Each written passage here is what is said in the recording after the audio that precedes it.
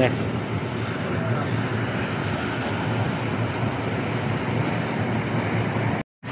আসসালামু আলাইকুম বন্ধুরা, সবাই কেমন আছেন?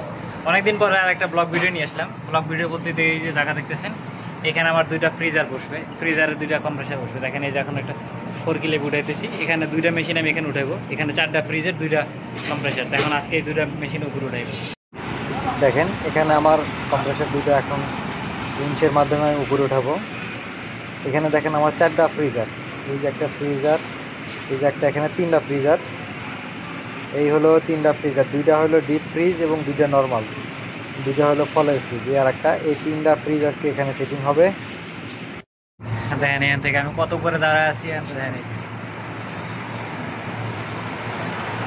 দেখতে পারতেছেন এই জায়গা উঠে দিয়েছি, কত কষ্টের ভিতরে, এই রোদ্রের ভিতরে দেখতে প্রচণ্ড রোদ। আমি একটু হালকা ছায়া দাঁড়া আছি, আমার হেল্প হবে এখানে উঠেছি। দেখেন আস্তে আস্তে উঠে আসতেছে আমার মেশিন 2টা। এই যে একটা ভূতের মতো চলে আসছে উপরে, এখন রুটি নিয়ে আসতে হবো। এখন এনে নামাইতেছি।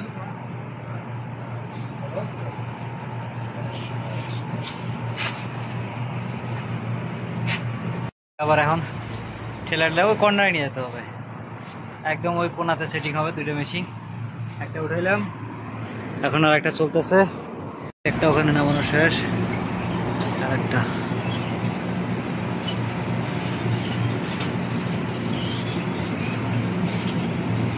হেলবি ভাই। এখন চলে আসতেছে ঠেলা গাড়ি।